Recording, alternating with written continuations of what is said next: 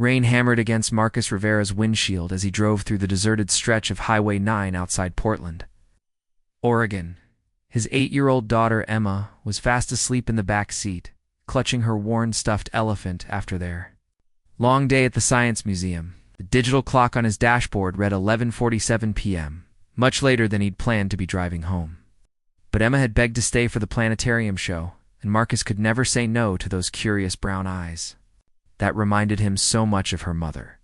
Before we jump back in, tell us where you're tuning in from, and if this story touches you, make sure you're subscribed because tomorrow I've saved something extra special for you. That's when he saw the figure standing beside a sleek black Tesla, hazard lights blinking desperately in the darkness. Marcus slowed his aging Honda Civic, squinting through the rain-streaked glass. A woman, in an expensive-looking coat, was struggling with what appeared to be a flat tire, her phone held high in the air as if trying to catch a signal. The highway was notorious for dead zones, and Marcus knew she could be stranded there for hours. He pulled over without hesitation, the gravel crunching under his tires. Emma stirred slightly, but didn't wake as he turned off the engine and stepped into the cold October night. "Excuse me, do you need help?" Marcus called out, approaching carefully. He'd learned to be cautious when approaching strangers, especially as a single father, but something about the woman's posture, frustrated but not frightened, told him she wasn't in any danger. The woman turned. Marcus was struck by her composed demeanor despite the circumstances. She was probably in her early 30s, with shoulder-length auburn hair that was beginning to curl from the humidity, and she wore what looked like a tailored business suit under her designer coat.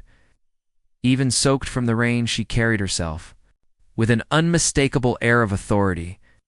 "Oh, thank goodness," she said, her voice carrying a slight accent he couldn't quite place. "I've been trying to get cell service for 20 minutes. My tire went flat about a mile back, and I managed to limp here before it completely gave out." Marcus nodded, already moving toward the front of her car. "I'm Marcus. Let me take a look." He knelt beside the front passenger tire, pulling out his phone's flashlight. The tire was completely shredded. She'd driven on it far longer than she should have, probably ruining the rim in the process. "Victoria," she replied, crouching beside him, despite her expensive-looking shoes. "Victoria Chen, and I have to say, I'm not exactly dressed for roadside repairs." Marcus glanced at her outfit, the kind of clothes that probably cost more than his monthly rent. "You've got a spare?" "I assume so. I've never actually had to." "Use it."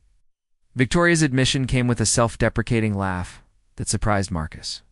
Most people in cars like hers, wearing clothes like hers, would have been demanding to know why he was taking so long.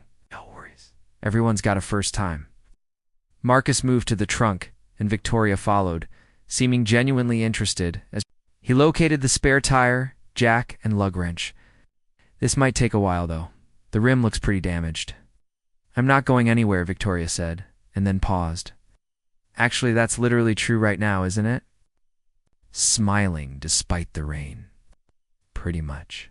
"Here, can you hold the flashlight while I get this jack positioned?" As they worked together, Victoria proved surprisingly helpful.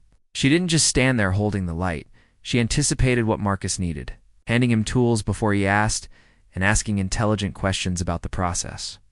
When he explained why he was loosening the lug nuts before fully lifting the car, she nodded with the kind of focused attention that suggested she was genuinely learning, not just being polite.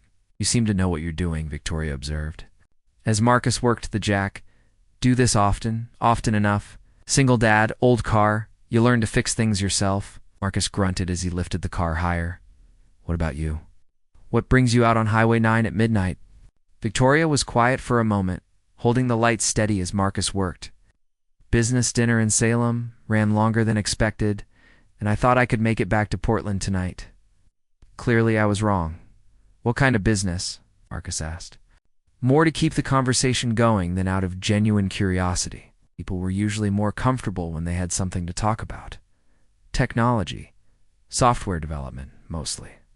Victoria's answer was deliberately vague, and Marcus didn't push. He'd learned that people would share what they wanted to share when they wanted to share it. The rain continued to fall, but it had softened to a steady drizzle. Emma remained asleep in his car, and Marcus found himself oddly comfortable working. In the quiet night with this stranger who didn't seem like a stranger at all? "Can I ask you something?" Victoria said as Marcus began removing the damaged tire. "Sure. Why did you stop? I mean, it's late. You have your daughter with you. And you don't know me at all. Most people would have just driven past." Marcus paused, considering the question. Guess because I'd want someone to stop for Emma if she was ever in trouble. He resumed working, adding, and because he looked like you were handling it. Frustrated, but not panicked. "Figured you were probably safe to help." "What do you mean? People in real danger act differently? They're either too scared to think straight or they're trying too hard to seem normal. You were just... problem solving, standing there trying to get a signal. Looking at your tire like you were figuring out your options made me think you were worth the risk." Victoria fell silent again, and Marcus wondered if he'd said something wrong. But when he glanced up, she was looking at him with an expression he couldn't quite read. "That's a very perceptive way to look at people," she said finally. "You learn to read situations when you're raising a kid alone," Marcus replied, wrestling with a particularly stubborn lug nut. "Speaking of which, I should probably wake Emma up soon. She gets carsick if she sleeps too long in the car. How long have you been on your own?" The question was asked gently, without the prying tone Marcus usually heard when people asked about his situation. 3 years. Emma's mom died in a car accident when Emma was 5. "I'm sorry." "Thank you." Marcus had learned to accept condolences. Gracefully, though they still stung. "It's just been the two of us since then. We make it work. She's lucky to have you." Marcus looked up from the tire, surprised by the sincerity in Victoria's voice. "I'm the lucky one. She's the smartest, funniest kid I know." Today at the Science Museum, she explained photosynthesis to a group of teenagers who were goofing around instead of listening to the guide. "Really? Really? She wants to be a marine biologist? Or an astronaut? Or both, if possible." Marcus smiled, fitting the spare tire onto the hub. "She hasn't figured out why she can't study dolphins in space yet, but I'm sure she will." Victoria laughed, a genuine, delighted sound that echoed strangely in the quiet night. "I like her already. Most people do. She's got this way of making everyone feel like they're the most interesting person in the room." Marcus began tightening the lug nuts. "What about you, kids?" No time, really. My work is pretty demanding." There was something in Victoria's tone that suggested the topic was more complicated than she was letting on, but Marcus didn't press. He'd finished with the spare tire and was lowering the jack. "Well, that should get you home," he said, standing and wiping his hands on a rag from his trunk. "But you'll want to get a real tire as soon as possible. This spare isn't meant for long distances or high speeds." Victoria pulled out her phone, finally getting a signal. "Is there anywhere open this late?"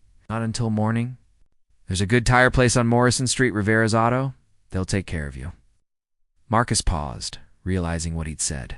No relation, by the way. Just happens to be the same name. Morrison Street. Got it. Victoria was typing something into her phone. "Marcus, I can't thank you enough. You have no idea how much this means to me." "Anyone would have done the same thing." "No," Victoria said firmly.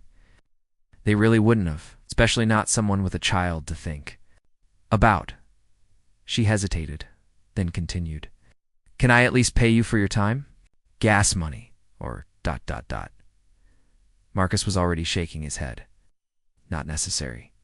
Just glad I could help. There has to be something I can do." Marcus considered this, glancing back at his car where Emma was beginning to stir. "I tell you what, if you're ever in the neighborhood and see a little girl explaining marine biology to anyone who'll listen, that'll be Emma. Maybe stop and listen for a minute. She loves having an audience for her ocean facts." Victoria smiled, an expression that transformed her entire face. "I think I can manage that." They stood there for a moment in the gentle rain, an odd reluctance settling between them, Marcus realized. He was genuinely sorry to see this encounter end. Victoria had been easy to talk to, refreshingly direct without being demanding. And there had been something almost peaceful about working together in the quiet night, preparing and narrating. This story took us a lot of time, so if you are enjoying it, subscribe to our channel. It means a lot to us. Now back to the story. "You should probably get going," Marcus said finally. "And drive carefully. That spare won't handle much." "I will," and Marcus. Victoria extended her hand and he shook it, noting her firm grip. "Thank you, really. Take care of yourself." Victoria Marcus watched as she got into her Tesla, started the engine, and pulled carefully back onto the highway. Her taillights disappeared around a bend. He was left alone with the sound of rain and the distant hum of late-night traffic. He climbed back into his Honda, where Emma was now fully awake and looking around curiously. "Daddy! What happened? Just helped someone with a flat tire, sweetheart? Ready to go home? Was it the lady in the fancy car?" Marcus glanced in his rearview mirror, but Victoria was long gone. "How did you know?" "I saw her when I woke up." "Looks sad?" "Sad?" Emma nodded with the matter-of-fact certainty of an 8-year-old. "Not crying sad, just ... lonely sad. Like when you look at pictures of Mommy, when you think I'm not watching." Marcus felt his chest tighten. Sometimes Emma's perceptiveness caught him completely off guard. "Well, hopefully she's feeling a little better now. I think she is." He was smiling when she got back in her car. As they drove home through the rain-soaked streets of Portland, Marcus found himself thinking about Victoria Chen. There had been something about her, a combination of strength and vulnerability, intrigued him. Emma was right. There had been a sadness in her eyes, carefully hidden but not entirely concealed. He wondered what kind of business dinner kept someone out until midnight. What kind of technology work was demanding enough to prevent someone from having time for family? Why someone who could afford a Tesla and designer clothes was driving alone on a deserted highway at nearly midnight?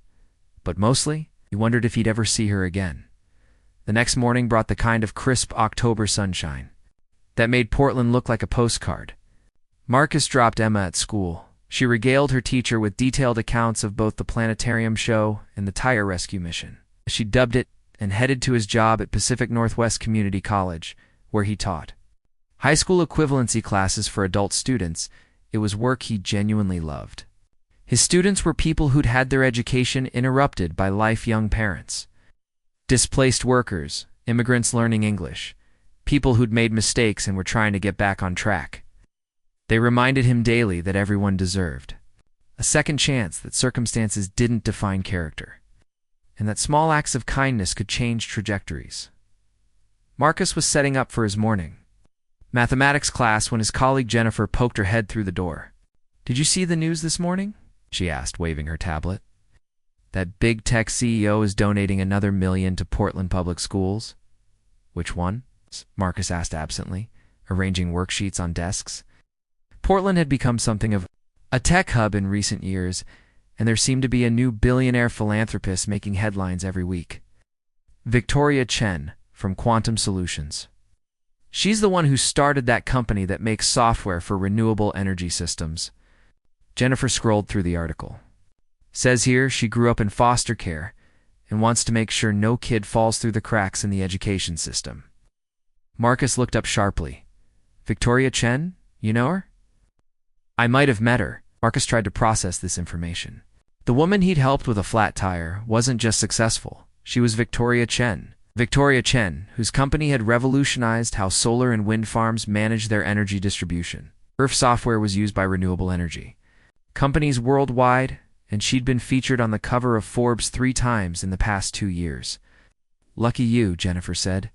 "She's supposedly incredibly private, rarely does interviews, never talks about her personal life. But her donations to education and environmental causes are legendary." Marcus spent the rest of the morning trying to reconcile the woman he'd met the night before with the tech mogul Jennifer was describing. The Victoria he'd helped had been approachable, even vulnerable. She'd crouched beside him in the rain, held a flashlight steady for 30 minutes, and genuinely seemed to appreciate his help.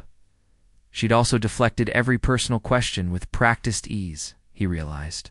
Technology. Software development mostly. The understatement of the century. During his lunch break, Marcus found himself looking up Quantum Solutions online. The company's website was sleek and professional, emphasizing their environmental, mission, and technological innovations. Victoria's bio was surprisingly brief, a few sentences about her educational background and the company's founding, but nothing personal beyond her commitment to sustainable technology and educational access. The photos showed the same woman he'd met, but in a completely different context. Here she was accepting awards, speaking at conferences, shaking hands with politicians and other tech leaders. In every photo, she looked composed, confident, untouchable. Marcus closed his laptop, unsure what to do with this information. Did it change anything about their encounter? Should he reach out somehow? Did she even remember his name? That afternoon, as he was leaving the college, his phone buzzed with a text from an unknown number. "Hi, Marcus. This is Victoria from last night. Hope you don't mind. I found your number through the college directory. I wanted to make sure you knew how much your help meant to me." Also, I took your advice about Rivera's Auto on Morrison Street. They were wonderful. Victoria Marcus stared at the message, reading it 3 times. She'd looked him up. She'd taken his recommendation, and she'd reached out, despite having no obligation to do so. He typed back, "Glad Rivera's took care of you. Hope the tire situation is fully resolved." Her response came quickly. "It is," he said. "I was lucky the rim wasn't completely destroyed. Apparently, I drove on that flat much longer than I should have. Easy mistake to make at night. Maybe I was just stubborn about admitting I needed help." Marcus found himself smiling at his phone. There was something refreshingly honest about that admission. "Emma asked about you this morning," he typed. "She wanted to know if the sad lady was feeling better." A long pause. "Then your daughter is very perceptive. Tell her yes, much better. Thank you for asking. She also wants to know if you'd like to hear about dolphins in space sometime." This time the response was immediate. "I would love that, more than you know." The text conversation with Victoria continued sporadically over the next few days. Nothing deep or personal, just brief exchanges about Emma's latest scientific discoveries, Victoria's recommendation for a good coffee shop near the college, Marcus's suggestion for a documentary about renewable energy that Emma might enjoy. The messages felt natural, unstressed, like continuing a conversation that had been temporarily paused rather than starting something new. On Thursday evening, Marcus was grading papers at his kitchen table, while Emma worked on her homework across from him. She was drawing detailed diagrams of different whale species for her marine biology project, each one meticulously labeled with facts she'd memorized from her collection of ocean books. "Daddy, did you know that blue whales can weigh as much as 30 elephants?" Emma announced, not looking up from her drawing of a humpback whale. "I did not know that," Marcus replied, though he'd heard this particular fact at least a dozen times. "That's incredible. Their hearts alone weigh as much as a small car. But here's the really cool part. Even though they're the biggest animals that ever lived, they eat some of the tiniest things in the ocean. It's like," paused, searching for the right comparison. "It's like if giants only ate rice. 1 grain at a time." Marcus looked up from the essay he was grading, struck by the analogy. "That's a really good way to put it, Em. I wonder if there are people like that too. They're really big and important, but they care about tiny things." Added careful details to her whale's tale, like maybe a president who stops to pet stray cats, or a famous scientist who always remembers to say thank you to janitors. Before Marcus could respond, his phone buzzed. Victoria's name appeared on the screen. "I hope this isn't presumptuous, but I'm at Powell's Books and saw something Emma might like. Would it be inappropriate to get it for her?" Marcus hesitated. He'd established clear boundaries about gifts when he'd started dating after Sarah's death. Too many well-meaning people had tried to win Emma over with presents, and he'd learned to be cautious about anyone who led with generosity toward his daughter. But this felt different somehow. Victoria wasn't trying to impress him or Emma. She was simply thinking of a child who'd made an impression on her through second-hand stories. "What kind of something?" he texted back. "A book about marine biology careers. It has a whole section on underwater research and space applications. Dolphins in space, essentially." Marcus found himself smiling. She would lose her mind over that, but you don't need to. ... I know I don't need to. I want to. There's a difference. After a moment's consideration, Marcus sent his address. An hour later, the doorbell rang. Emma raced to answer it, with Marcus close behind. Victoria stood on their front porch holding a wrapped package and looking slightly nervous. "Victoria," Emma exclaimed, bouncing on her toes. "You're the lady from the tire." "That's me," Victoria said, her nervousness dissolving into a genuine smile. "And you must be the famous Emma who knows everything about dolphins in space." "Not everything yet, but I'm working on it. Daddy said you brought me a book?" "I did, if that's okay with your dad." Marcus nodded, and Emma tore into the wrapping paper with the focused intensity she brought to everything. When she saw the book Careers in Marine Science, From Ocean Floor to Outer Space, she actually gasped. "This is perfect. Look, Daddy, it has pictures of underwater research stations and everything." Emma flipped through the pages, her excitement palpable. "Did you know they're actually planning to study ocean ecosystems on Europa? That's one of Jupiter's moons." "I did not know that," Victoria said, echoing Marcus's earlier response. "Would you like to come in?" Marcus asked. "I was just making coffee." Victoria glanced at her watch, a simple, expensive-looking piece that probably cost more than Marcus made in a month. "I don't want to intrude on your evening. Please." Emma looked up from her book. "I want to show you my whale drawings. And I have so many questions about space dolphins now." Victoria looked at Marcus, who nodded encouragingly. "Coffee sounds good," she said. They settled in the living room. Emma sprawled on the floor with her new book and her drawings spread around her like a shrine to marine life. Victoria sat on the couch, looking around the small but comfortable space with interest rather than judgment. The house was clearly a home. Photos of Emma at various ages covered the mantel. Her artwork decorated the refrigerator, and books were stacked on every available surface. It was lived in and loved, if not particularly elegant. "This is cozy," Victoria said, accepting a mug of coffee from Marcus. "That's a real estate speak for small," Marcus replied, settling into his chair. "No, I mean it. It feels like a home. That's not something you can buy." Victoria's eyes lingered on a photo of Emma and Marcus at the beach, both of them laughing at something outside the frame. "How long have you lived here? About 4 years? We moved here after Sarah died, needed a fresh start, and this neighborhood has good schools." Emma looked up from her book.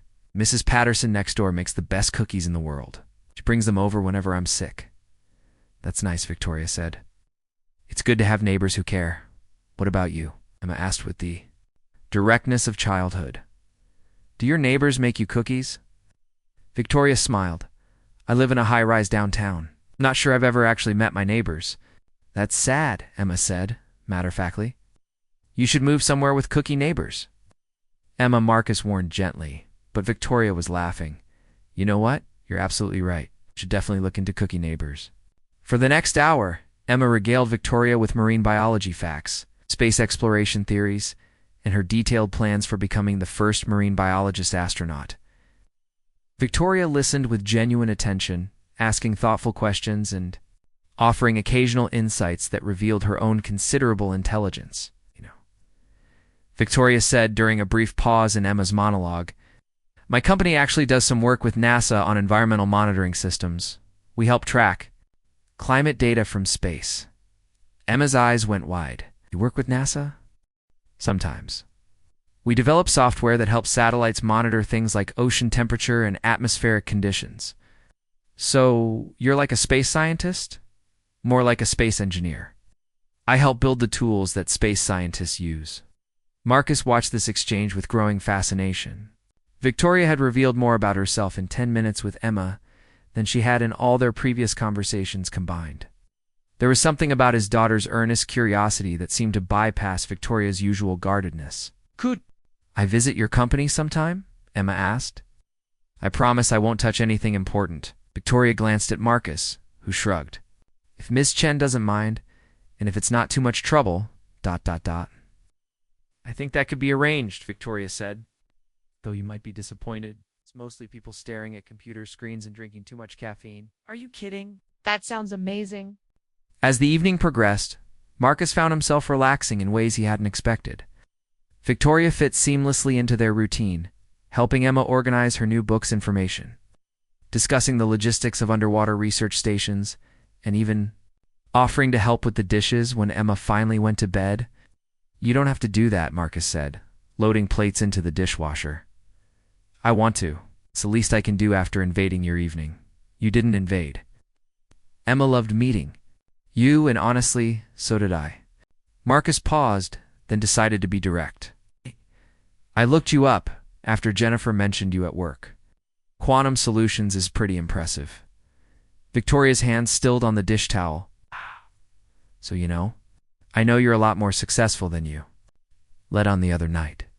Does that change things? Marcus considered the question. Should it? Most people think it should. They either want something from me, or they assume I want something from them. What would you want from me? Victoria was quiet for a long moment, drying the same glass twice. Honestly, I'm not sure. But whatever it is, it's not something money can buy. That's cryptic. I know. I'm sorry. I'm not very good at this. At what? Normal conversations. Friendships. Relationships that aren't transactional. Victoria set down the glass and faced him. Most people I meet want something. Investment, partnership, access, connections. Even the people I date usually have some kind of angle. Marcus leaned against the counter, studying her face. That sounds exhausting. It is, which is why I don't do it very often. Date or trust people. Both. They stood in the quiet kitchen, The dishwasher humming between them. Victoria looked vulnerable in a way that reminded Marcus of their first meeting. Competent but somehow isolated. Successful but lonely. For what it's worth, Marcus said, I don't want anything from you except maybe more evenings like this one. Emma hasn't been this excited about anything in months. And I enjoyed talking to someone who doesn't work at the college or live in the neighborhood. Really? Really? Though I have to ask, why did you look me up? You could have just gone to any tire shop. Victoria smiled, the first completely unguarded expression he'd seen from her. Because you didn't ask me what I did for a living. What? Kind of car I could normally afford, or whether I was married. You just helped, and then you told me about your daughter's dreams. It was the first genuine conversation I'd had in months. So you decided to trust the random guy who helped you. With a tire? I decided to trust the guy who loves his daughter enough to take her to science museums on school nights and teaches adults who need second chances. Victoria picked up her purse from the counter. I should probably head home. Early morning. Tomorrow, of course. Thanks again for the book. Emma's going to sleep with it under her pillow. Victoria paused at the front door. Marcus, would you and Emma like to have dinner sometime? Somewhere with actual tablecloths and menus that don't come with crayons? You don't have to. I want to. There's that difference again. Victoria smiled. Besides, I figure if I'm going to trust someone, I might as well go all in. In that case, we'd love to. After Victoria left, Marcus found Emma in her room, the new book open on her nightstand, and her whale drawing spread across her desk. I like her, Emma announced without looking up from the page she was reading. Yeah, why? She really wants to know what you're saying, and she's not trying to be my new mom. Marcus sat on the edge of Emma's bed, struck by his daughter's insight. What do you mean? Some of the ladies you've met before, they try too hard to be nice? To me, like they think if they're sweet enough, I'll want them to replace mommy. But Victoria just talked to me like I'm a regular person. She doesn't want to be my mom, she wants to be my friend. And that's better? Emma nodded emphatically. Way better. I already have a mommy, even if she's not here anymore. But I could always use more friends. Marcus tucked Emma into bed, marveling at her wisdom. At 8 years old, she'd identified something about Victoria that he'd sensed but couldn't articulate. An authenticity that came from not trying to fill predetermined roles or meet expected obligations. Later that night, as Marcus prepared for bed himself, he received one more text from Victoria. Thank you for tonight. I can't remember the last time I spent an evening just talking about dolphins and space exploration. Emma is remarkable, and so are you, Marcus typed back. Thank you for the book, and for seeing Emma the way she deserves to be seen. Sweet dreams. Response came quickly. You too, and Marcus. I meant what I said about dinner. I'll find somewhere that serves both sophisticated cuisine and has pictures of marine life on the walls. Marcus laughed, turning off his bedside lamp. For the first time in years, he found himself looking forward to a date, not because he thought he should be dating, but because he genuinely wanted to spend more time with someone. The next morning brought the usual routine breakfast. Getting Emma ready for school, the drive across town to Pacific Northwest Community College. But there was an energy in the air that hadn't been there before, a sense of possibility that Marcus hadn't felt since Sarah's death.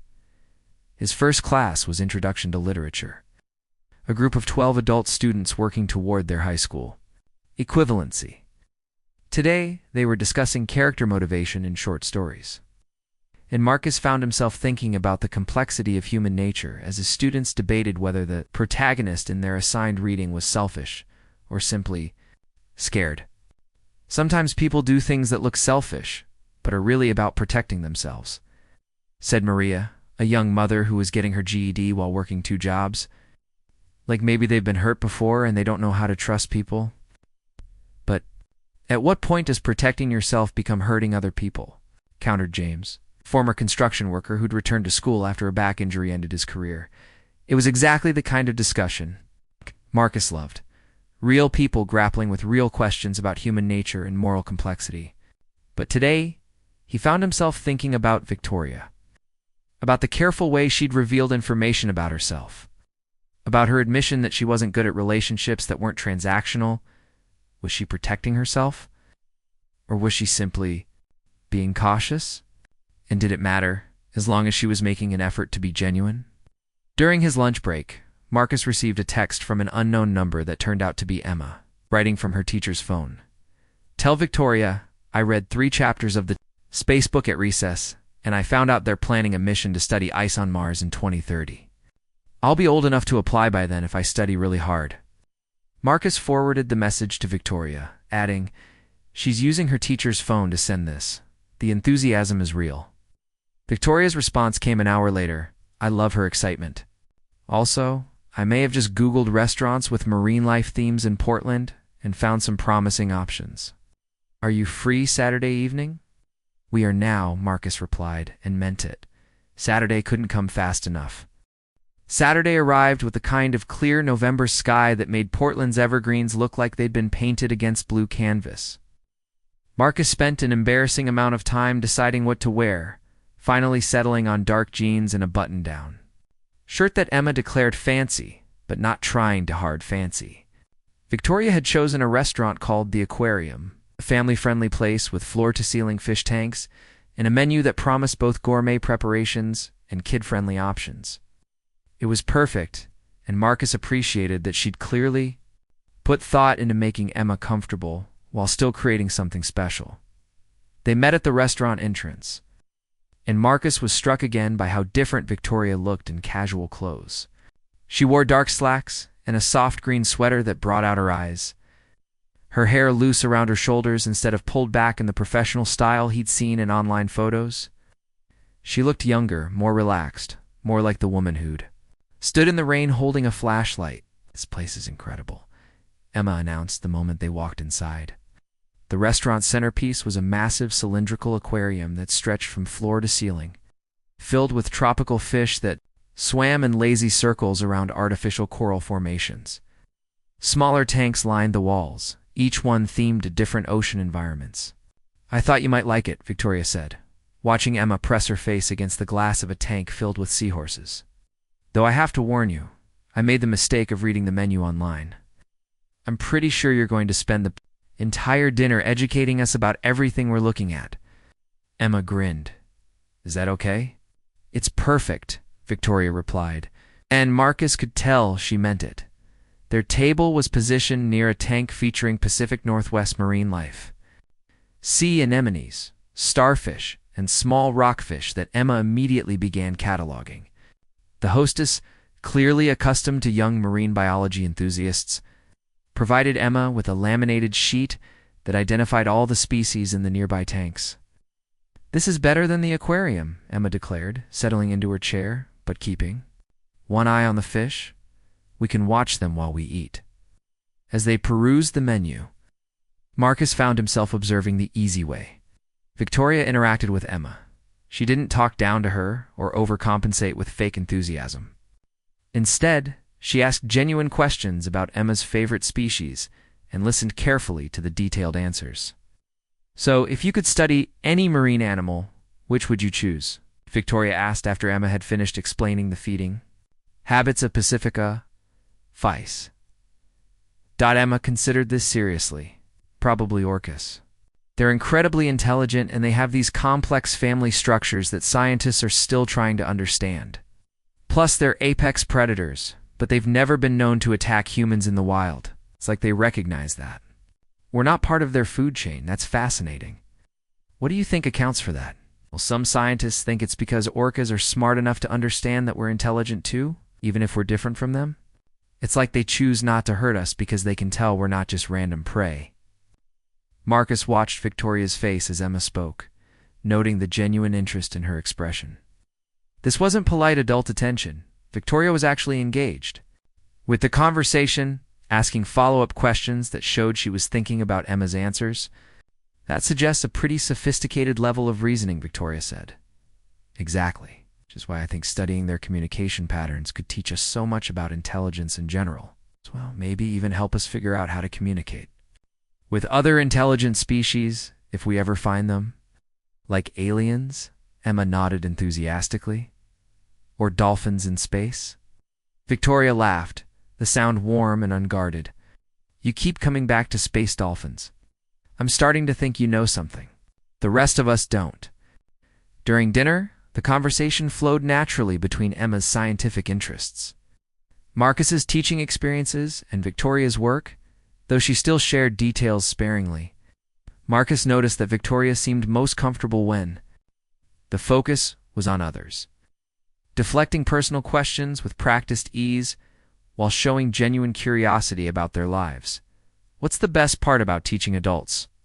Victoria asked as they waited for dessert. Marcus considered the question. Watching someone figure out that they're smarter than they thought they were. A lot of my students come in convinced they're not school people, that academic success is for other types of people, and they start understanding algebra or writing an essay that actually says what they mean, and you can see them realize that intelligence isn't about fitting into a specific mold. That must be incredibly rewarding. It is. Though it can also be frustrating when you see how much potential was wasted because someone didn't get the right support at the right time. Marcus paused, then decided to be direct. Is that why you donate to education programs? Do you understand what it's like when the system doesn't work for you? Victoria's fork stilled halfway to her mouth. For a moment, Marcus thought he'd overstepped, but then she set down her utensil and met his eyes. I grew up in foster care, she said quietly. Bounced between homes from the time I was 7 until I aged out at 18. Most of my foster families were decent people, but they were dealing with their own challenges. School was the one constant in my life, the one place where what I could do mattered more than where I came from. Emma looked up from her chocolate cake, sensing the shift in conversation tone. That must have been scary, she said with the matter-of-fact sympathy of a child who'd experienced loss. Sometimes it was, Victoria admitted, but I was lucky. I had teachers who saw potential in me and helped me apply for scholarships. Without them, I never would have made it to college, let alone started a company. Is that why you started Quantum Solutions? Marcus asked. To help with environmental problems? Victoria smiled, and Marcus caught a glimpse of the passionate advocate beneath the careful businesswoman. Partly that, and partly because I got tired of people saying renewable energy wasn't reliable enough for large-scale use. The technology existed, we just needed better software to manage the complexity of distributed energy systems. So you built it yourself. I built it with a team of incredibly talented engineers who believed in the mission. I just happened to be good at translating between the technical requirements and the business applications. Emma had finished her cake and was now completely focused on the conversation. Did people try to stop you? Not exactly stop me, but there were plenty of people who didn't take me seriously at first. Young woman with no business background trying to compete with established energy companies. A lot of investors thought it was cute rather than credible. That's stupid, Emma declared with 8-year-old indignation. It was frustrating, Victoria agreed. But it also motivated me to work harder and prove them wrong. Marcus found himself impressed not just by Victoria's success, but by her willingness to share the struggles behind it. She could have presented her achievements as inevitable. But instead she was honest about the obstacles and the people who'd helped her overcome them. After dinner, they walked slowly through the restaurant's lobby, Emma stopping at each tank to share additional facts about the species inside. Victoria listened patiently to detailed explanations of sea anemone reproduction and the hunting strategies of octopi. "Thank you for dinner," Marcus said as they reached the parking area. "This was perfect." "I had a wonderful time," Victoria replied, and Marcus believed her. "Emma, thank you for teaching me so much about marine life. I feel like I should be paying you for the education." Emma beamed. "You don't have to pay me. Friends teach each other things for free." Victoria's expression softened. "You're absolutely right, friends do." As they prepared to part ways, Emma suddenly stepped forward and hugged Victoria around the waist. It was spontaneous and brief, but Victoria's face showed genuine surprise and pleasure. "Thank you for the space book, and for dinner, and for listening to all my fish facts," Emma said. "Thank you for sharing them with me," Victoria replied, crouching down to Emma's level. "I hope I get to hear more of them soon." "You will. Daddy's going to invite you over for spaghetti night next week." Marcus laughed, shooting Victoria an apologetic look. "Emma's a little presumptuous about my social calendar." "Spaghetti night sounds perfect," Victoria said, standing. "If the invitation's genuine." "It is," Marcus said, meaning it completely. The drive home, Emma chattered about the restaurant, the fish, and how much she liked Victoria. "She asks really good questions," Emma observed. "Like she actually wants to know the answers, not just asking to be polite." "You're very perceptive about people," Marcus said. "I get that from you. You always notice when people are being real or just pretending." Marcus glanced in the rearview mirror at his daughter, struck by her insight. "What do you think about Victoria?" "Really?" Emma was quiet for a moment, considering. "I think she's been sad for a long time, but she's getting happier. I think she's scared of wanting things because she's used to not getting them." That's pretty wise for an 8-year-old. No. "What it feels like to be scared of wanting things," Emma said simply. "After Mommy died, I was afraid to want anything too much, because what if it went away too?" Marcus felt his chest tighten. "Do you still feel that way? Sometimes?" "But then I remember that being scared doesn't actually protect you from bad things happening. It just keeps you from enjoying good things while they're here." Marcus pulled into their driveway, marveling at his daughter's emotional intelligence. "When did you get so smart about feelings?" "It's probably when you started taking me to Dr. Martinez," Emma said, referring to the grief counselor they'd seen for the first year after Sarah's death. "She taught me that feelings are like weather, they change, but that doesn't mean you should hide inside all the time." That night, after Emma was asleep, Marcus sat on his front porch with a cup of coffee, thinking about the evening. Victoria had revealed more of herself tonight than in all their previous interactions combined, and what she'd shared painted a picture of someone who'd built an extraordinary life from difficult circumstances. But more than that, he'd seen how she'd connected with Emma, not as someone trying to win over a child to get to the parent, but as someone genuinely interested in Emma as a person. The hug at the end of the evening had clearly meant something to Victoria, and Marcus understood why. When had someone last embraced her without wanting something in return? His phone buzzed with a text from Victoria. "Thank you for tonight. Is extraordinary, and spending time with both of you was exactly what I needed without realizing I needed it." Marcus typed back, "The feeling is entirely mutual. Emma's already planning what marine biology facts to share at spaghetti night. I'm looking forward to it. And Marcus, thank you for letting me be myself tonight.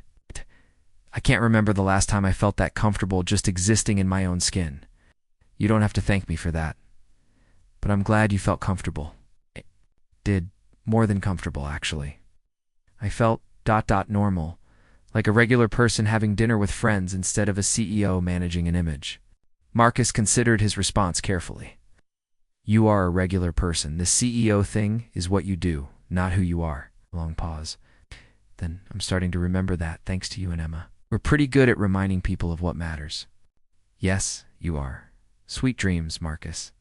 "Sweet dreams, Victoria." As Marcus prepared for bed, he reflected on Emma's observation about Victoria being scared of wanting things. He recognized the fear after Sarah's death. He'd been terrified of opening himself up to loss again. It had taken time and Emma's persistent wisdom to help him understand that avoiding risk meant avoiding life itself. Victoria had built walls around her personal life the same way he'd built walls around his heart. But tonight, those walls had come down just enough to let them see who she really was beneath the success and the caution. The question now was whether they could continue building something real together, or whether the complexities of their different worlds would prove too much to navigate. Marcus fell asleep thinking about Victoria's smile when Emma had hugged her, the hope he'd seen in her eyes when she'd talked about spaghetti night. For the first time since Sarah's death, he found himself genuinely excited about the possibility of love, not because he thought he should be dating, but because he'd met someone who made him want to try again. The following week passed in a comfortable rhythm of text messages and shared moments. Victoria sent Emma articles about new marine biology discoveries. Emma responded with hand-drawn pictures of the creatures described in the articles, and Marcus found himself looking forward to each exchange. On Wednesday, Victoria surprised them both by showing up at Emma's school science fair. She'd mentioned it in passing during their dinner conversation, and Emma had casually invited her, but neither Marcus nor Emma had expected her to actually attend. "Victoria," Emma called out when she spotted her across the gymnasium. "You came!" "Promised I would," Victoria said, approaching Emma's display about ocean acidification and its effects on marine ecosystems. "Though I have to admit, I'm a little nervous. This looks very official." Emma's project was impressive even by adult standards. Detailed charts showing pH changes in ocean water over time, explanations of how increased carbon dioxide affected shell-forming creatures, and proposed solutions for reducing oceanic carbon absorption. She'd spent weeks researching and preparing, and her passion for the subject was evident in every carefully constructed poster board. "This is incredible work, Emma," Victoria said, studying the display with genuine admiration. "You've essentially summarized graduate-level environmental science research in terms that anyone can understand." Emma glowed under the praise. "Do you really think it's good enough?" "I think it's better than good enough. I think it's the kind of work that could actually make a difference if the right people saw it." Marcus watched the interaction with growing appreciation for Victoria's ability to encourage Emma without being condescending. She asked detailed questions about Emma's research methodology and offered insights from her own work with environmental monitoring systems. When the judges came around to evaluate Emma's project, Victoria stepped back but remained close enough to hear Emma's presentation. Emma spoke with confidence and passion, fielding questions from the adult judges with the same enthusiasm she brought to dinner-table conversations. "Exceptional work," one of the judges told Emma after her presentation. "You've tackled a complex subject with real scientific rigor. Well done." After the judges moved on, Victoria approached Emma again. "That was amazing. You presented like a real scientist." "I am a real scientist," Emma replied matter-of-factly. "I just haven't published any papers yet." Victoria laughed, but Marcus could see she was genuinely moved by Emma's confidence and determination. When they announced the winners later that evening, Emma took first place in the middle school environmental science category. "We have to celebrate," Victoria declared as they walked to the parking lot, Emma clutching her blue ribbon and certificate. "Ice cream," Marcus suggested. "Actually, I have a better idea," Victoria said. "How would you feel about visiting Quantum Solutions tomorrow after school? I promised Emma a tour, and winning the science fair seems like perfect timing." Emma's eyes went wide. "Really? We can see where you work? If your dad says it's okay?" Marcus looked at Emma's excited face and Victoria's hopeful expression. "I think we can arrange that." As they parted ways that night, Marcus realized that what had started as a chance encounter on a rainy highway was becoming something much more significant. Victoria wasn't just someone he was dating. She was becoming part of their lives, woven into their routines and their future plans. The question was no longer whether they were compatible, but whether Victoria was ready to trust in something real and lasting, and whether Marcus was brave enough to risk his heart again for someone who still seemed slightly too good to be true. Tomorrow's visit to Quantum Solutions, he suspected, would reveal a lot about both of those questions. Next afternoon, Marcus drove Emma across town to the gleaming glass building that housed Quantum Solutions. Emma had been buzzing with excitement all day, asking questions about computer programming, renewable energy, and whether Victoria's office had any fish tanks. Her backpack was loaded with her science fair project materials, just in case Victoria wanted to see the full presentation. The lobby of Quantum Solutions was everything Marcus had expected from a successful tech company. Minimalist design, living walls of plants, and abstract art that probably cost more than his annual salary.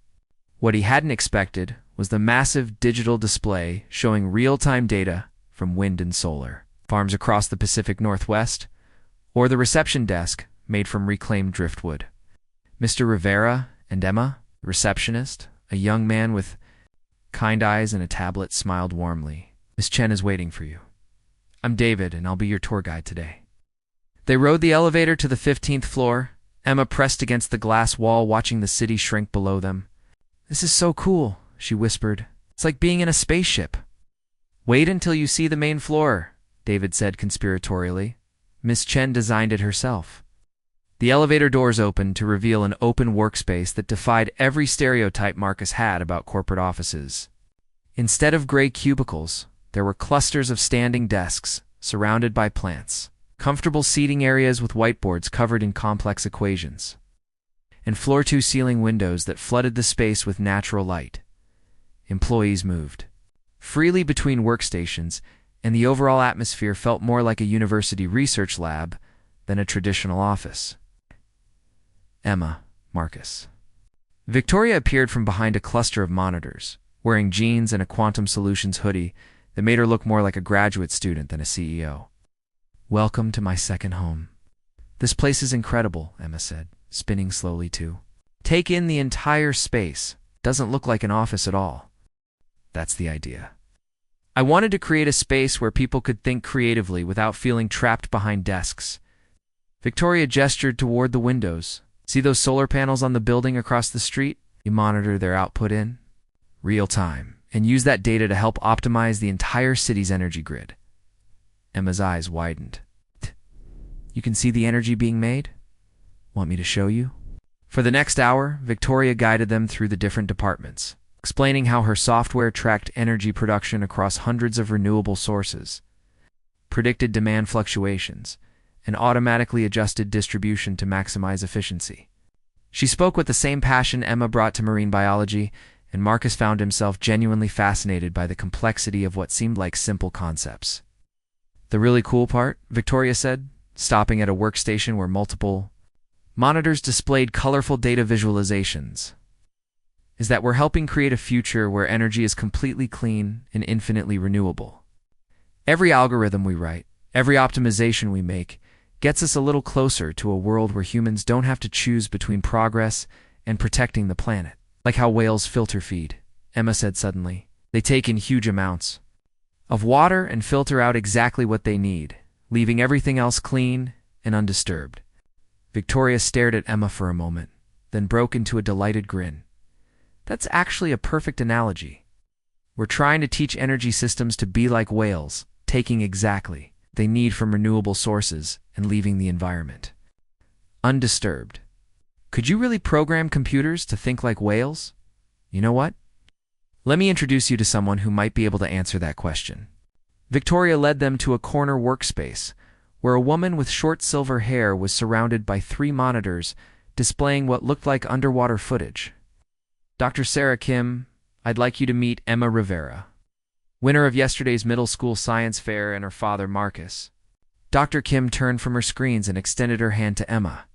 "Congratulations on your win. Victoria showed me photos of your ocean acidification project. Very impressive work." "Thank you," Emma said, shaking hands formally. "Are you studying marine life too?" "In a way, I'm a biomimicry engineer. I study how animals solve problems, then try to design technology that works the same way." Dr. Kim gestured to her screens. "Right now I'm analyzing how schools of fish coordinate their movements without any central command structure." Emma practically vibrated with excitement. "To help computer networks communicate better." "Exactly. Fish can make complex group decisions in milliseconds, with thousands of individuals acting as a single organism. If we can understand how they do it, We might be able to create energy grids that respond to changes just as quickly and efficiently. So, you really are programming computers to think like sea creatures. Marcus watched Emma dive into a technical discussion with Dr. Kim about swarm intelligence and distributed decision-making, marveling at how naturally his 8-year-old daughter engaged with concepts that would challenge most adults. Victoria stood beside him, clearly delighted by Emma's enthusiasm. "You've created something special here," Marcus said quietly. "The company, the culture. Everyone we've met seems genuinely excited about the work they're doing. That doesn't happen by accident." Victoria looked around the busy workspace, her expression thoughtful. "I learned early that people do their best work when they feel valued and when they believe in the mission. Most of our employees could make more money elsewhere, but they stay because they want to be part of solving real problems." "Is that why you started the company? To solve problems?" "Originally, yes. But somewhere along the way it became about creating a place where brilliant people could do meaningful work without having to compromise their values." Victoria paused, watching Emma explain something about dolphin echolocation to Dr. Kim. "I spent most of my childhood feeling powerless, moved around by systems I couldn't control. Building this company was about creating something stable, something that couldn't be taken away." Marcus heard the deeper meaning behind her words. "And now? Now I'm starting to understand that stability isn't just about building walls. Sometimes it's about finding people you can trust to help you maintain what matters." Before Marcus could respond, Emma bounded over to them, her face flushed with excitement. "Daddy, Dr. Kim says there might be internship opportunities for high school students. Could I apply when I'm older? That's still 6 years away." Marcus said gently. "But I could start preparing now. Dr. Kim gave me a list of programming languages that would be useful for biomimicry research." Victoria crouched, down to Emma's level. "You know what? If you're serious about preparing, I might be able to arrange some informal mentoring. Dr. Kim loves working with young scientists. We have a summer program for kids interested in STEM careers." Emma's eyes went wide. Really? Though, you'd have to keep up with your regular schoolwork too." "I can do that. I'm really good at managing my time." As they continued the tour, visiting the company's small but sophisticated server room in the rooftop garden where employees could work outdoors, Marcus found himself impressed, not just by Victoria's success, but by her leadership style.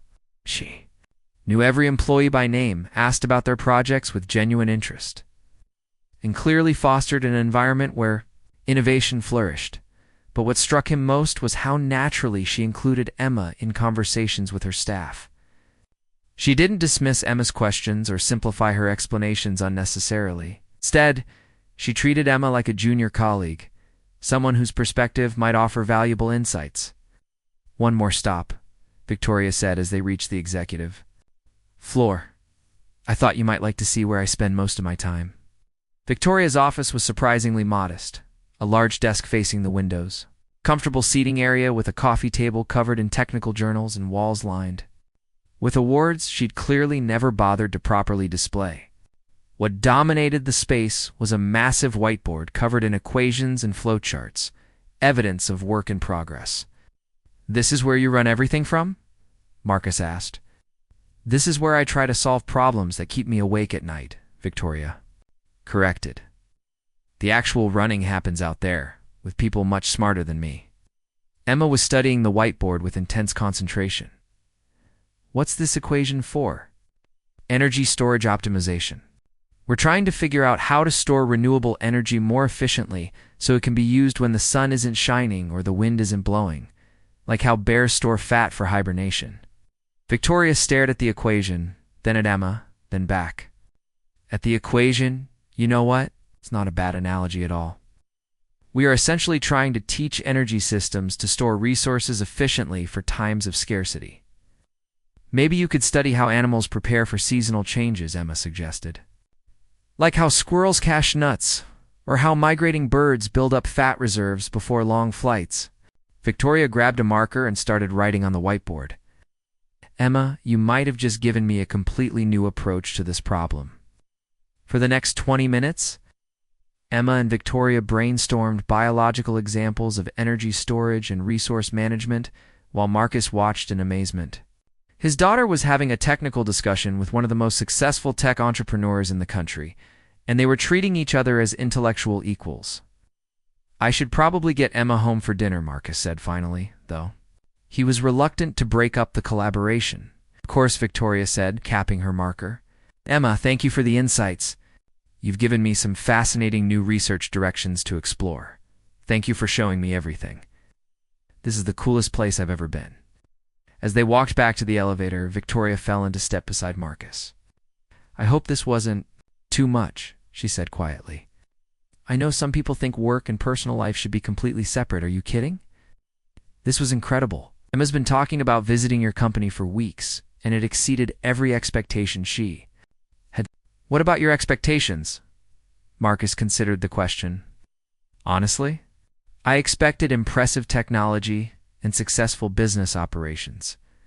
What I didn't expect was to see how much you care about the people who work here, or how naturally you connected with Emma's curiosity. She makes it easy. Her enthusiasm is infectious." They reached the lobby, where Emma was already planning her return visit and asking David about the company's summer programs.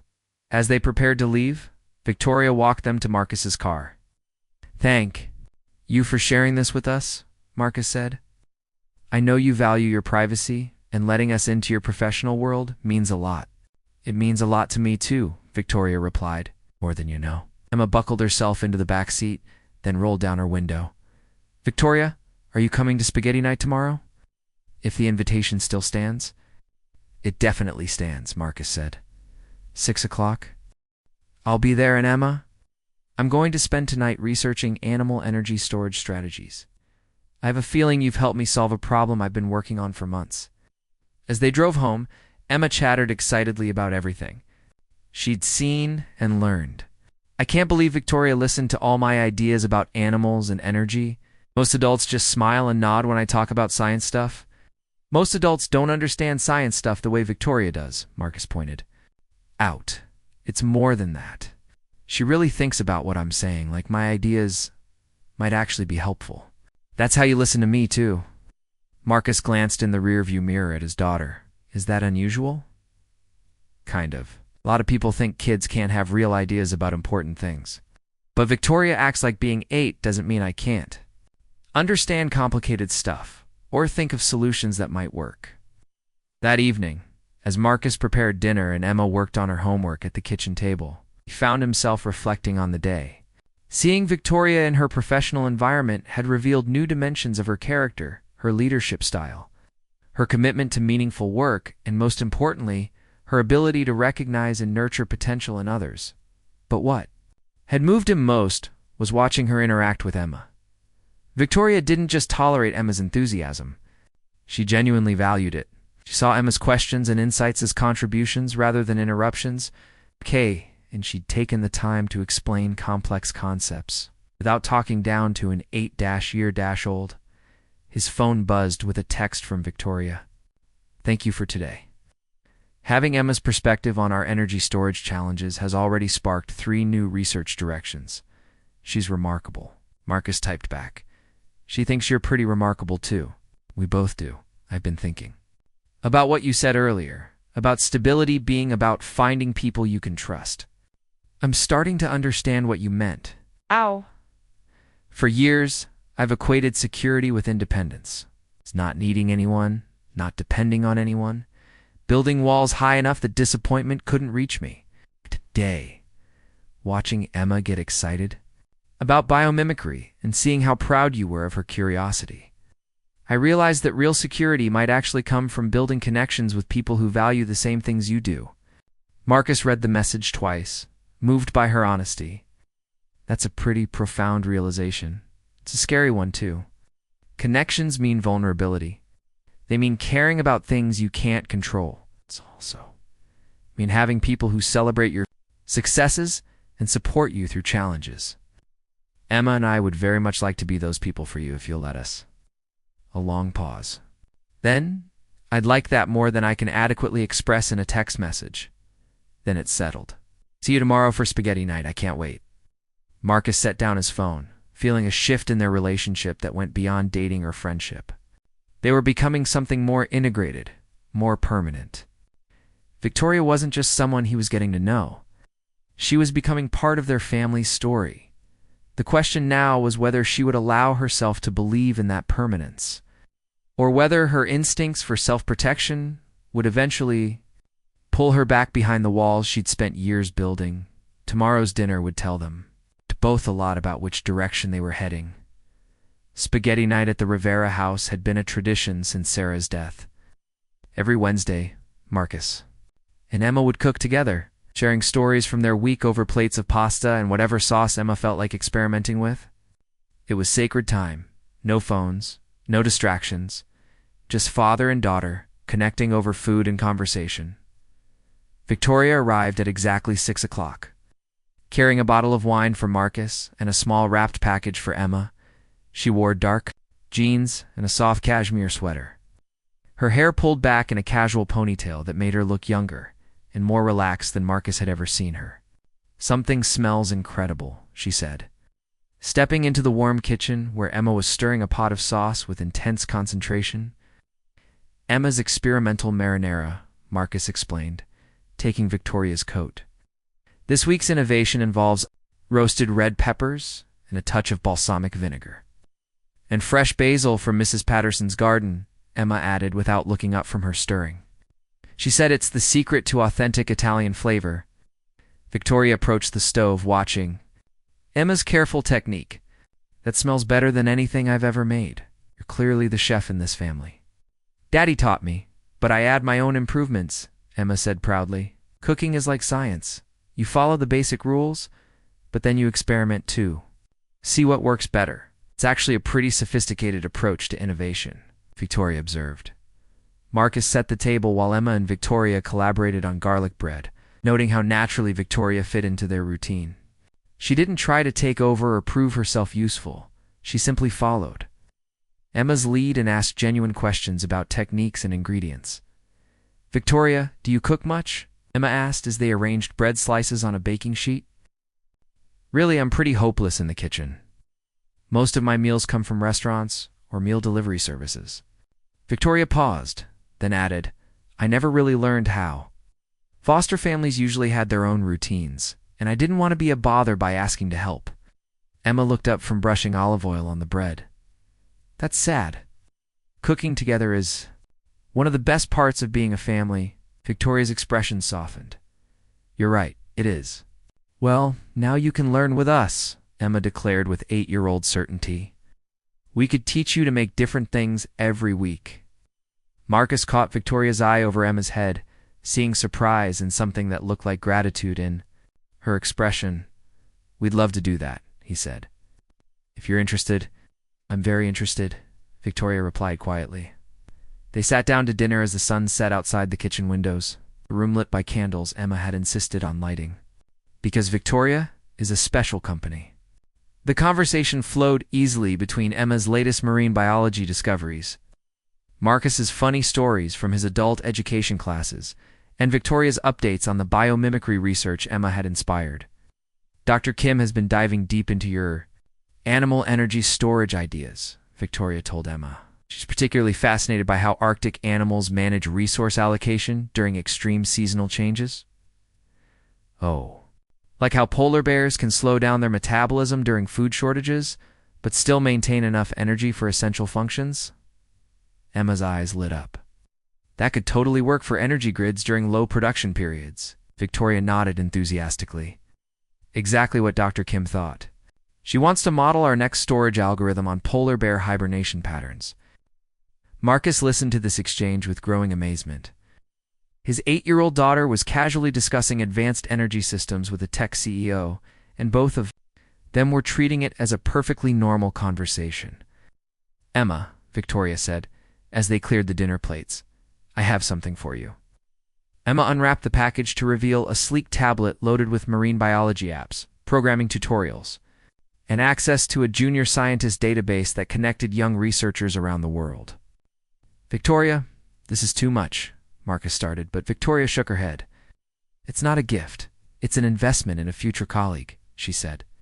"Emma's going to revolutionize how we think about technology and nature, and I want to make sure She has the tools to get started. Emma was already exploring the tablet, her face glowing with excitement. Look, there's a whole section on biomimicry engineering, and a program where I can design my own algorithms. There's also a secure messaging system where you can ask Dr. Kim questions about her research, Victoria added. She's excited to have such a bright young collaborator. As Emma became absorbed in her new tablet, Marcus and Victoria moved to the living room with coffee. The house felt peaceful in the evening light, filled with the comfortable quiet of a successful dinner and Emma's occasional exclamations of discovery from the kitchen table. "Thank you," Marcus said simply. "Not just for the tablet, but for how you see Emma. Most adults either talk down to her or get overwhelmed by her intensity." "She reminds me of myself at that age," Victoria replied. "Hungry for knowledge, full of ideas, but not always taken seriously because of her age. The difference is she has you believing in her potential. What about you? Who believed in your potential?" Victoria was quiet for a moment, staring into her coffee cup. "A few teachers. Along the way, my high school computer science teacher, Mrs. Rodriguez, was the first person who told me I was smart enough for MIT, and my college advisor, Professor Chen, that's actually where I got my last name. When I aged out of foster care, I legally changed it to honor him." Marcus felt something tighten in his chest. "You took your advisor's name?" "He and his wife tried to adopt me when I was 17. The paperwork got complicated, and I aged out before it could be finalized. They still treated me like family, though, helped me through college, gave me a place to spend holidays, walked me across the stage at graduation." Victoria's voice grew soft. "Professor Chen died 3 years ago, but his wife still sends me birthday cards. She's the closest thing to a mother I've ever had." "That's beautiful," Marcus said, meaning it and heartbreaking. "It taught me that family isn't always about blood or legal documents. Sometimes it's about people who choose to invest in you when they don't have to." Emma appeared in the doorway, tablet in hand. "Victoria, I found a research paper about dolphin sleep patterns that I think could help with energy grid scheduling. Want to see?" For the next hour, the three of them huddled around Emma's new tablet, diving into research papers and brainstorming applications for biological patterns in technology. Systems. Victoria and Emma fed off each other's enthusiasm, while Marcus provided practical questions that kept their theorizing grounded in reality. "You know," Victoria said as Emma finally started showing signs of tiredness, "I think we should formalize this collaboration. Would you be interested in spending Saturday mornings at Quantum Solutions? We could set up a junior researcher workspace for you." Emma's sleepiness vanished instantly. "Really? Like a real job? Like real research experience?" "You'd work with Dr. Kim on biomimicry projects, learn programming basics, help us think through problems from a biological perspective." Marcus looked at Victoria with gratitude and something deeper. She wasn't just humoring Emma's interests. She was creating genuine opportunities for growth and learning. "Can I, Daddy? Please?" If Victoria's serious about the offer, and if it doesn't interfere with school, ... Completely serious, Victoria confirmed. "And we'd work around Emma's schedule. Education comes first." After Emma went to bed, clutching her tablet and already planning her first day as a junior biomimicry consultant, Marcus and Victoria lingered in the living room, reluctant to end the evening. "This felt really natural," Victoria said, curled up on the couch with her legs tucked under her. "Being here with you and Emma, cooking together, talking about everything and nothing. I can't remember the last time I felt this relaxed." "You're welcome here any time," Marcus said, both as Emma's research collaborator and as whatever this is becoming between us. Victoria met his eyes. What is this becoming? It was the question Marcus had been avoiding asking directly, but sitting here in the warm light of his living room, with Emma's laughter still echoing from her bedroom and the lingering sense of their shared dinner, the answer felt obvious. "Something real," he said simply. "Something worth protecting." "I want that," Victoria said quietly. "More than I've wanted anything in a long time, but I'm scared, Marcus. I don't have a good track record with relationships. People usually want something from me, or they get overwhelmed by the demands of my work, or they decide I'm too complicated to be worth the effort." Marcus moved closer to her on the couch. What if I told you that your success doesn't intimidate me? I don't want anything from you except your company, and that complicated people are often the most interesting ones. I'd say you're either remarkably naive or remarkably confident. Maybe both, Marcus admitted. But I'm also remarkably sure about this feeling I have when I'm around you, like I'm the best version of myself. Victoria reached for his hand, intertwining their fingers. You make me feel safe in a way I've never experienced before. Not financially safe or professionally safe, but emotionally safe. Like I could tell you my worst fears and biggest failures and you'd still be here tomorrow. You could. I would. B. They sat in comfortable silence for a while, hands linked, both of them processing the weight of what they'd just admitted. This had moved beyond dating or casual companionship. They were talking about building something lasting together. There's something I need to tell you, Victoria said finally. Something that might change how you feel about all this. Marcus felt his stomach tighten, but he kept his voice steady. Okay. I've been offered a position heading up a new renewable energy initiative in Geneva. It would mean relocating to Switzerland for at least 3 years, possibly longer. The words hit Marcus like cold water. When would you have to decide? Soon. The offer came in last week, and they want an answer. By the end of the month, that's quite an opportunity. It is. It's everything I've worked toward professionally. A chance to implement renewable energy solutions on a global scale. Unlimited resources, international impact. Marcus studied her face, trying to read her emotions. But a week ago, I would have said yes immediately now. Victoria squeezed his hand. Now, I have reasons to stay that I've never had before, Emma. And I would never want to hold you back from something that important. What if I don't want to go? What if I finally found something more important? Then career advancement?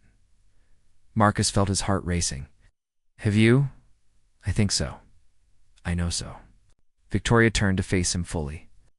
Marcus, I'm falling in love with you, with Emma, with this life we're building together. The Geneva position would be an incredible career move, but it would mean giving up the best thing that's ever happened. To me, Marcus reached up to cup her face in his hands. I'm falling in love with you too, completely, ridiculously, head over heels in love. Even knowing I come with complicated schedules and international job offers, and a complete lack of experience. With normal relationships, especially knowing all of that, Marcus said, leaning closer. Victoria, you said earlier that family is about people who choose to invest in you when they don't have to. Emma and I want to invest in you. We want to be your family. If you'll let us. When Victoria kissed him, it felt like coming home and setting off on an adventure at the same time. She tasted like the wine they'd shared at dinner and the promise of a future neither of them had dared to imagine a few weeks ago. I need to call Geneva tomorrow, Victoria whispered against his lips. To accept, to decline. I found something. Here, worth more than any job offer. Marcus kissed her again, deeper this time, pouring 3 years of loneliness and hope and gratitude into the connection between them. When they finally broke apart, Victoria was smiling with the kind of joy he'd only seen from her when she was talking with Emma about science. So what happens now? Victoria asked. Now we figure out how to build a life together, all 3 of us. I've never done that before. Neither have I, not since Sarah. But I think we're all smart enough to figure it out as we go. Victoria laughed. The sound bright and unguarded. Emma's going to be so excited when she finds out I'm staying. And that you and I are... ... What are we exactly? Happy, Marcus said simply. We're happy. Yes, Victoria agreed, settling against his chest. We definitely are. Outside, Portland's November rain began to fall, but inside the Rivera house, 3. People had found something warm and lasting and worth choosing over everything else the world had to offer. It wasn't the ending any of them had planned, but it was exactly the beginning they needed. 6 months later, Marcus woke to the sound of Emma's excited chatter drifting from the kitchen, punctuated by Victoria's laughter and the clatter of breakfast. Dishes. It was Saturday morning, which had become their favorite time of the week. No work pressures, no school schedules, just the 3 of them planning their day together. He found them at the kitchen table. Emma's marine biology notebook. opened between them as they discussed her latest research project for quantum solutions. Victoria had kept her promise about Saturday morning collaborations, and Emma now spent every weekend at the company, working with Dr. Kim on biomimicry applications that had already resulted in 2 patent applications. "Morning, sleepyhead," Victoria said, looking up with a smile that still made Marcus's heart skip. She wore one of his old college sweatshirts over pajama pants, her hair messy from sleep, and she looked more beautiful than she had in any magazine cover. "Daddy, you have to see what Victoria and I figured out," Emma announced, bouncing in her chair. "We solved the energy storage problem using hibernation patterns." Marcus poured himself coffee and settled beside Victoria, automatically draping his arm around her shoulders. The gesture had become natural over the months, this casual intimacy that spoke of comfort and belonging. "Tell me about it," he said, genuinely curious about their latest breakthrough. For the next 20 minutes, Emma explained how they'd developed an algorithm that mimicked the way bears gradually slowed their metabolic processes during hibernation, allowing energy grids to seamlessly reduce consumption during low production periods without causing blackouts or system failures. "The pilot program launches next month in 3 Oregon counties," Victoria added. "If it works the way we think it will, we could reduce energy waste by 30% during winter months." Marcus marveled at how naturally Emma had integrated into Victoria's professional world, and how Victoria had adapted her business to accommodate an 8-year-old collaborator. Emma now had her own workspace at Quantum Solutions, complete with a junior researcher nameplate and access to databases that most graduate students would envy. "Speaking of launches," Victoria said, exchanging a look with Emma that Marcus couldn't quite interpret, "we have something to show you." Emma disappeared into the living room and returned with a large wrapped package. "This is from both of us," she announced. Setting it carefully in front of Marcus. Inside was a beautifully framed photograph of the 3 of them at Emma's latest science fair, where she'd won first place for her biomimicry energy project. But it wasn't just any photograph. It was professionally taken. Beneath it was an engraved plaque that read, "The Revrachin Family Research Team." Marcus stared at the plaque, his throat tightening with emotion. "Revrachin family." Victoria's hand found his under the table. "I know we haven't talked about it officially, but Emma and I were hoping, that is, we wanted to know how you'd feel about making this arrangement a little more permanent." "Are you asking what I think you're asking?" Emma climbed onto Marcus's lap, suddenly serious. "We want to be a real family, Daddy. Victoria wants to marry you, and I want her to be my stepmom, and we want to all have the same name so people know we belong together." Marcus looked at Victoria, seeing nervousness and hope in equal measure in her expression. "Is that what you want?" "It's what I've wanted for months," Victoria said softly. "I was just waiting for the right moment to bring it up. Emma and I have been planning this conversation for weeks. You 2 have been conspiring behind my back?" Emma giggled. "It's not conspiring, it's strategic planning. Victoria taught me that successful projects require careful preparation and stakeholder buy-in." Marcus laughed, despite the tears threatening at the corners of his eyes. "Strategic planning, huh? We made charts," Emma said proudly. "Want to see our presentation?" For the next hour, Emma and Victoria walked Marcus through the most thorough marriage proposal in history. They'd created spreadsheets showing how combining households would benefit everyone, designed floor plans for Victoria's downtown condo that included a marine biology laboratory for Emma, and even prepared a timeline for planning a wedding that would accommodate everyone's schedules. "You 2 are insane," Marcus said when they finished their presentation. "Completely, wonderfully insane. Is that a yes?" Victoria asked, her carefully constructed confidence wavering slightly. Marcus pulled Victoria closer and kissed her thoroughly, while Emma cheered and applauded from her perch on his lap. "That's absolutely a yes to all of it. Marriage, combining. Families, hyphenated names, the whole crazy beautiful plan." "Really?" Victoria's smile was radiant. "Even the part about converting my home office into Emma's research space?" "Especially that part," Marcus said, though I should probably point out that you're both getting the better end of this deal. Emma gets a world-class laboratory, and you get the most brilliant research partner in the world. All I get is a beautiful wife and the family I never thought I'd have again. And a really good stepmom for me, Emma added seriously. That's important. 2. Victoria's eyes filled with tears. Emma, sweetie, I promise to be the best stepmom I can be. But I want you to know that I could never replace your mom. I'm hoping to add to your family, not replace anyone in it. Ma nodded gravely. I know, Mommy will always be my first mom. But that doesn't mean I can't love you too. Love isn't like pie. You don't run out when you share it with more people. Marcus? And Victoria exchanged amazed looks over Emma's head. At 9 years old, she understood family dynamics better than most adults. Where did you learn that? Victoria asked. Dr. Martinez, my grief counselor. She said families can grow in lots of different ways, and love multiplies instead of dividing. Emma leaned against Victoria's arm. Besides, you and Daddy make each other happy, and that makes me happy too. The wedding planning began immediately. With Emma appointed as junior coordinator and chief advisor on all family-related decisions, Victoria had initially suggested a small courthouse ceremony, but Emma insisted on a proper celebration with flowers and cake and dancing. It's not just about you two getting married, Emma explained with 9-year-old logic. It's about our whole family becoming official. That deserves a party.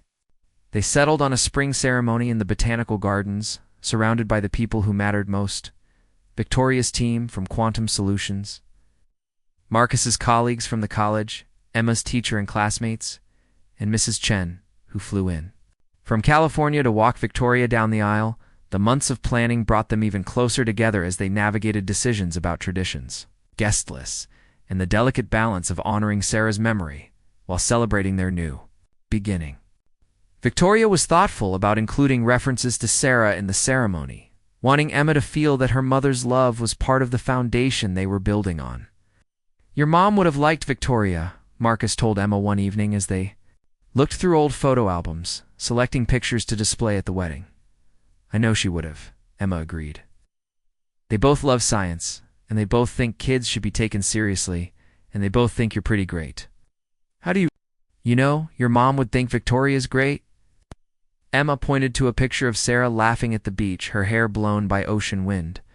Because Mommy always said the most important thing about people is how they treat the ones they love. And Victoria treats us like we're the most important people in the world. The wedding day dawned clear and bright with the kind of perfect Portland spring weather that made the city look like a postcard. Emma woke up early, too excited to sleep, and climbed into bed between Marcus and Victoria for their last morning as an unofficial family. Are you nervous? Emma asked Victoria. A little, Victoria admitted, but the good kind of nervous, like when you're about to present research you're really proud of. Daddy, are you nervous? Marcus looked at his daughter and his soon-to-be wife, both of them rumpled from sleep and glowing with anticipation, and felt nothing but certainty. Not even a little bit. This is the rightest thing I've ever done. The ceremony itself was everything Emma had envisioned, elegant but warm, formal but personal.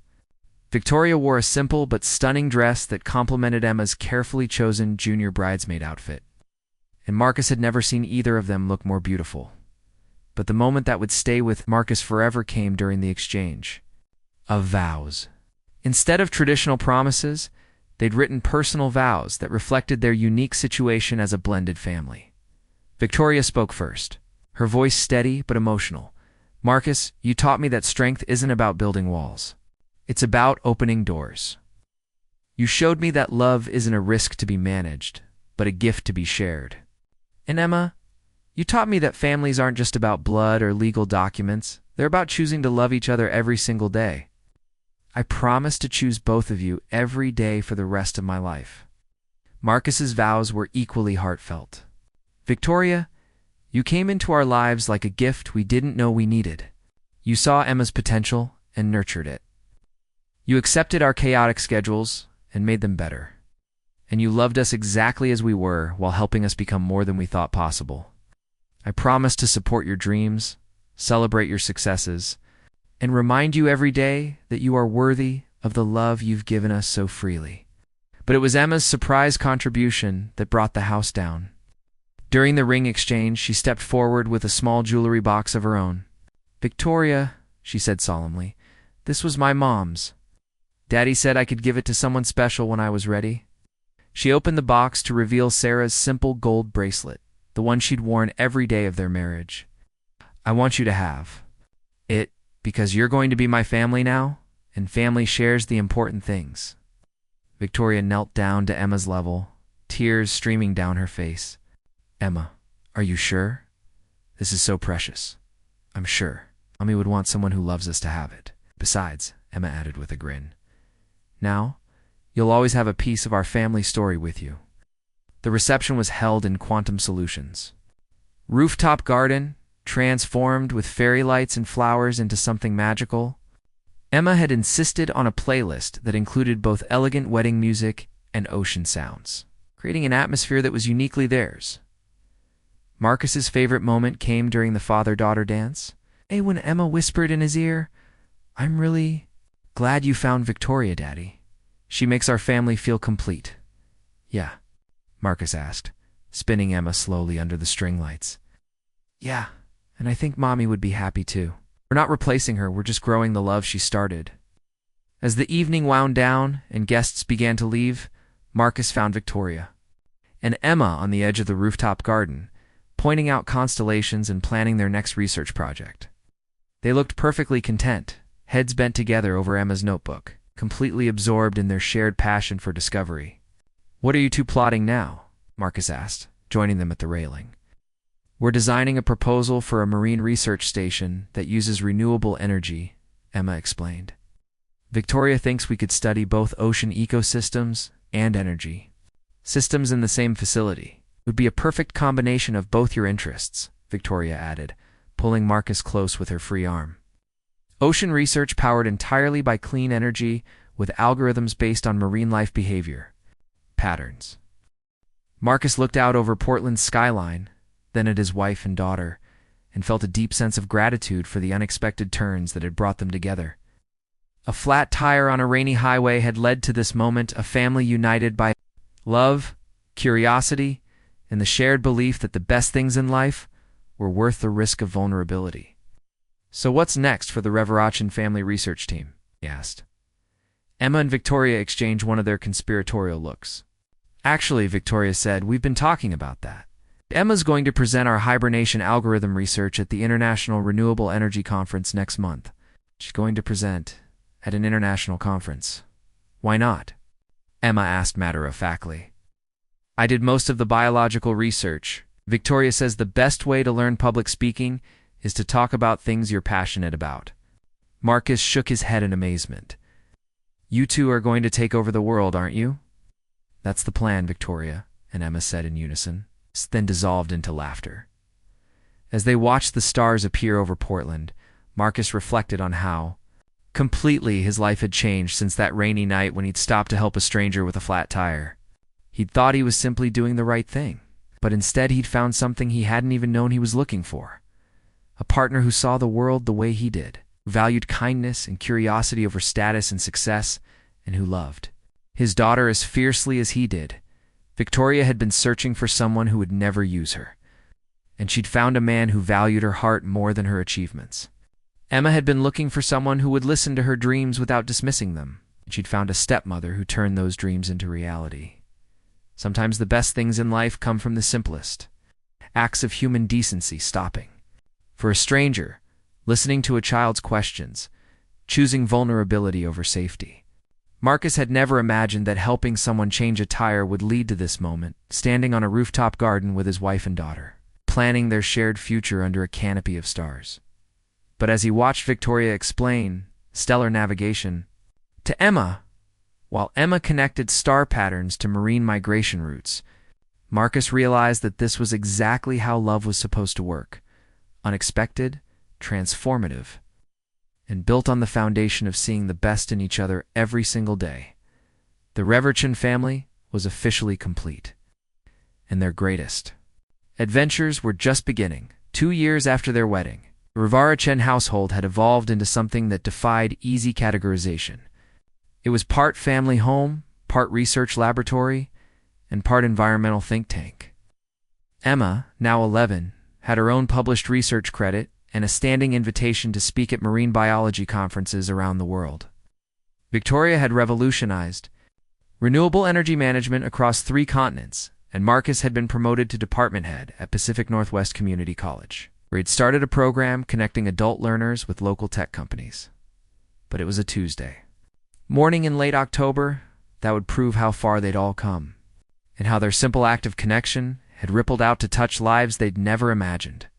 Marcus was grading papers in the kitchen while Victoria reviewed quarterly reports at the counter, both of them half listening to Emma's animated phone conversation with Dr. Kim about their latest project.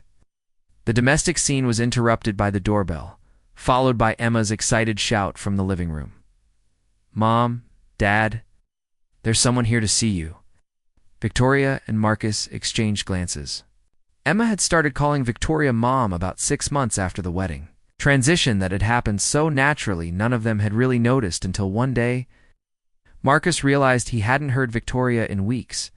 They found Emma at the front door talking to a woman in her 30s, professionally dressed but clearly emotional.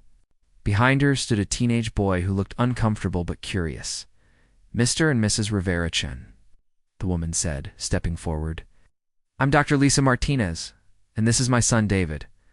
I hope you don't mind us dropping by unannounced, but I had to meet you in person." "Of course, please come in," Victoria said, though Marcus could see she was puzzled. "How can we help you?" They settled in the living room, David's eyes immediately drawn to Emma's marine biology books and research materials scattered across the coffee table. Dr. Martinez clasped her hands in her lap, clearly struggling with where to begin.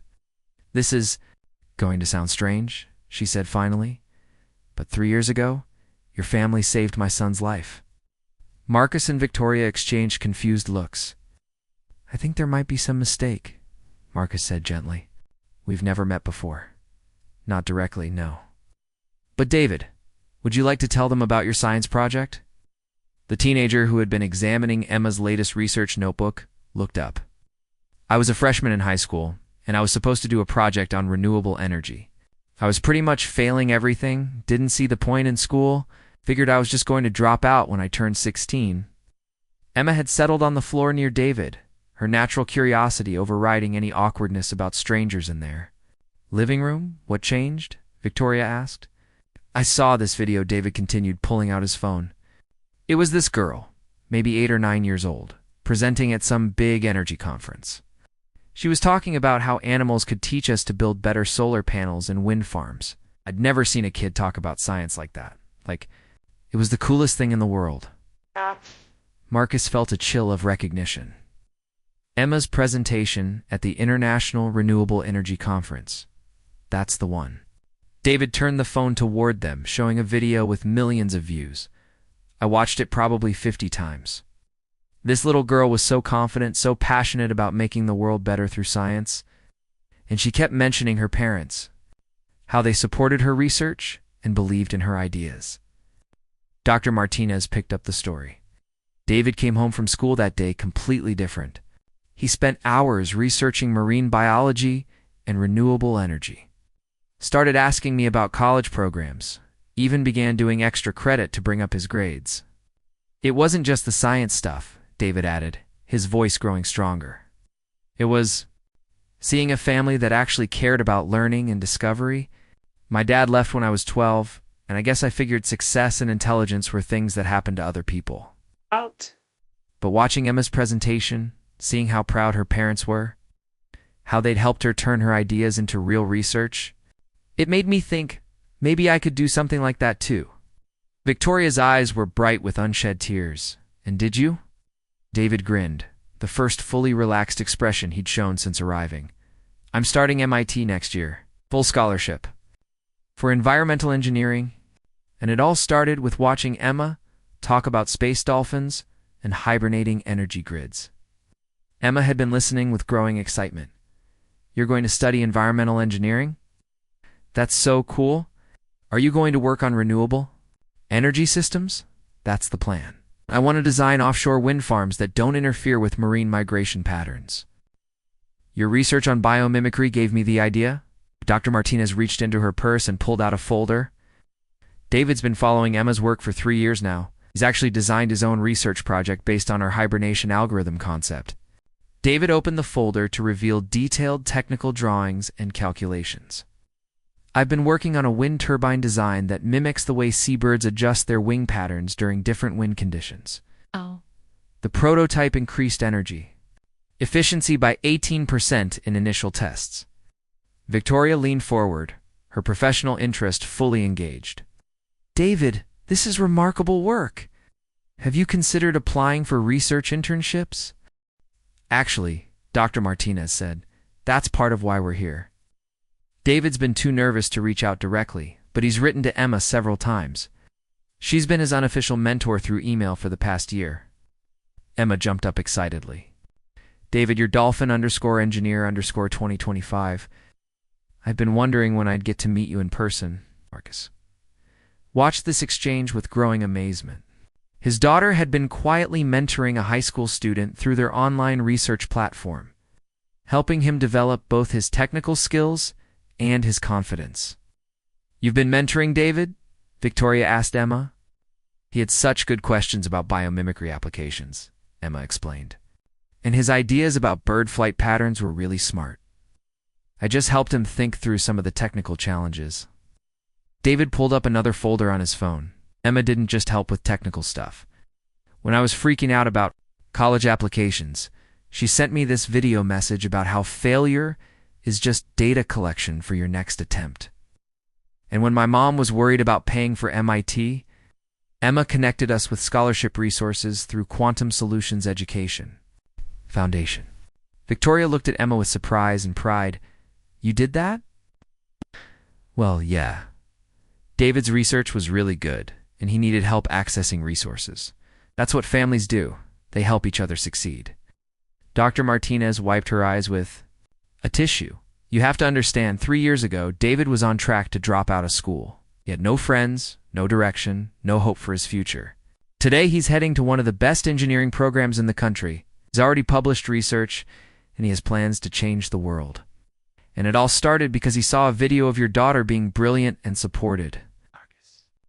Felt overwhelmed by the realization of how far their influence had spread. Emma's presentation had been watched by millions of people, but they'd never thought about the individual lives it might touch. There's more, David said quietly. The video didn't just change my life. It started this whole online community of young scientists. We call ourselves the Space Dolphins, kids from all over the world who got inspired by Emma's research and decided to pursue STEM careers. Emma's eyes went wide. There's a whole community. David showed them his phone again, this time revealing a social media group with thousands of members, kids from 6 continents, sharing research projects, mentoring each other, collaborating on solutions to environmental problems. Emma's moderator status makes her kind of famous in Young Scientist circles. Victoria scrolled through the posts, seeing project after project inspired by biomimicry principles, renewable energy innovations, and marine biology research. Emma, did you know about all this? I knew there were other kids working on similar projects, but I didn't realize it was this big, Emma admitted. I just thought it was cool that young scientists could help each other learn. Dr. Martinez pulled out one more document. This is why we really came today. David's not the only one whose life was changed by your family's example. The Space Dolphins community has tracked the impact of Emma's initial presentation and the follow-up research collaborations. The document contained statistics that made Marcus's head spin. Over 300 young people had changed their academic focus to STEM fields after encountering Emma's work. 57 had received scholarships or research grants through connections made in the online community.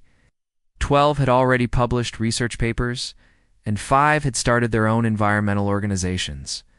But the most important number, Dr. Martinez continued, is this one. The Space Dolphins Network has contributed to renewable energy projects that have collectively reduced carbon emissions by an estimated 40,000 tons over the past 2 years. Victoria sat back, clearly stunned. 40,000 tons? Daughter's enthusiasm for scientific discovery has literally helped save the planet, David said simply. One presentation at a time, one mentorship conversation at a time, one research collaboration at a time. Emma looked overwhelmed by the magnitude of what she was hearing. I just liked studying animals and talking about science.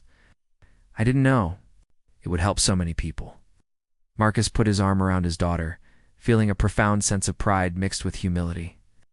The small acts of kindness and support that had defined their family, stopping to help a stranger, encouraging a child's curiosity, believing in each other's potential, had somehow created ripple effects that touched lives around the world.